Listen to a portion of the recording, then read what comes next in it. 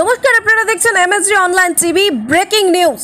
নবগ্রামের শিবপুর টোল এলাকায় প্রচুর পরিমাণে গাঁজা উদ্ধার করলো নবগ্রাম থানার পুলিশ। পুলিশ সূত্রে জানা যায়, সকাল থেকেই চলছে নাকা চেকিং। আর সেই নাকা চেকিং করার সময় একটি পিকআপ ভ্যান থেকে উদ্ধার প্রায় 1 কুইন্টাল 46 কেজি গাঁজার সাথে আটক করা হয়েছে দুজনকে।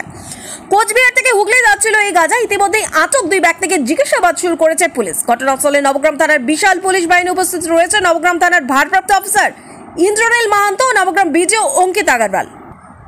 আরও খবর জানতে অবশ্যই চোখ রাখুন শুধুমাত্র এমএসজি অনলাইন টিভির পর্দায়। নবগ্রাম থেকে অনুশ্রী মণ্ডলের রিপোর্ট।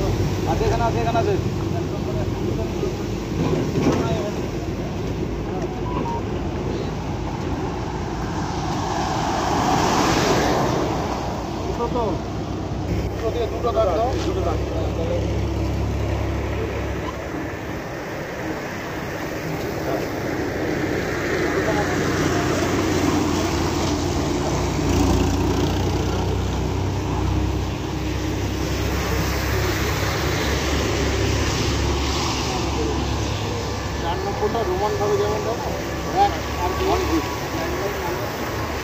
আলাদা জায়গাটা